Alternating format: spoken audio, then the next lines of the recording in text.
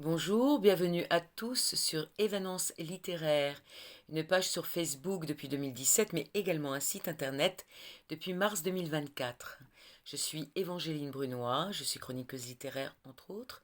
J'ai rédigé plus de 1390 chroniques, cela représente environ 750 auteurs, je ne sais pas combien de maisons d'édition, mais je vais profiter de l'occasion qui m'est donnée à l'instant pour remercier toutes celles et ceux qui m'ont fait confiance pendant toutes ces années.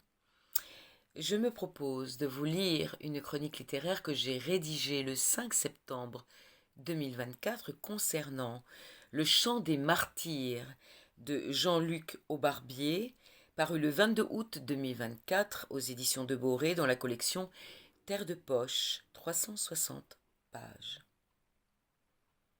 Un secret qui verrouille les consciences, un village muré dans son silence, le roman d'une délivrance inspiré d'une histoire vraie. Avant toute chose, que ce roman historique est bien écrit. Quel plaisir gustatif j'ai éprouvé à lire ce texte à haute voix.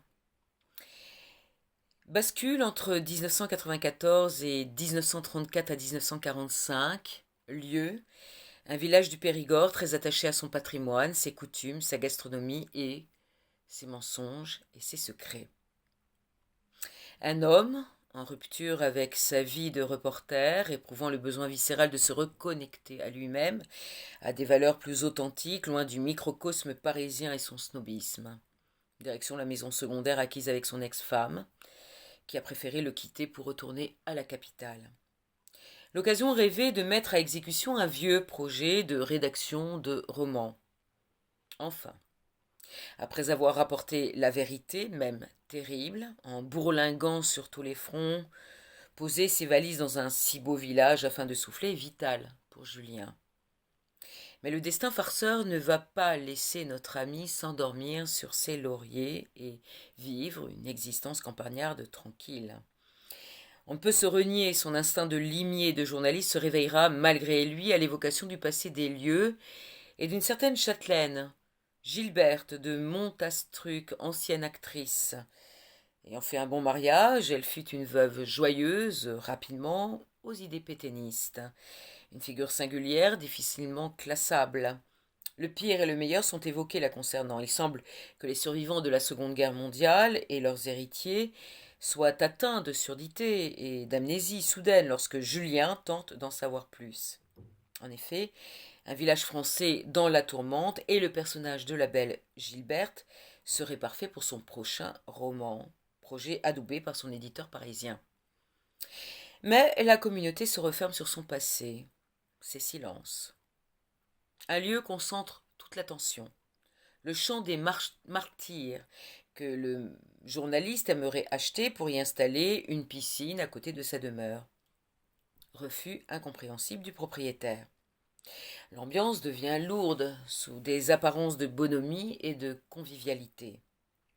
Lorsqu'un résident allemand, Karl Hauser, est assassiné, le miroir se brise, le fleuve tumultueux de la vérité emporte tout sur son passage. Une jeune femme blonde fait son apparition à l'enterrement. Très attiré par cet inconnu, Julien l'aborde. Il apparaît que tous deux s'interrogent pareillement sur les événements survenus entre 1939 et 1945, liés vraisemblablement au meurtre d'aujourd'hui. Ils décident de faire équipe. Il est temps d'éclairer les zones d'ombre. Ils ne peuvent imaginer ce qu'ils vont découvrir. Je les voyais devant moi, ces gens du Sud, chevaliers cathares aussi nobles que pauvres, gascons miséreux à l'orgueil aussi affûté que l'épée, huguenots vantards piégés par la traîtrise d'une Saint-Barthélemy parisienne, confédérés vaincus, nostalgiques d'une civilisation ravagée par les marchands de tapis nordistes. Ils étaient allés de défaite en défaite, ces princes d'Aquitaine à la tour abolie, sauf quand, sans le secours des Alliés et unissant leurs forces, ils avaient chassé l'occupant hitlérien de leur territoire au prix de 1000 sacrifices. Cette victoire, ils y tenaient comme à la prunelle de leurs yeux. Voici donc un roman basé sur des faits réels, passionnant, remarquable dans la forme, rétablissant avec talent et tact certaines vérités honteuses. et douloureuse. Je vous invite à découvrir la 4e de couverture, ainsi que la biographie de l'auteur sur le site des éditions de Boré ou sur Évanance littéraire.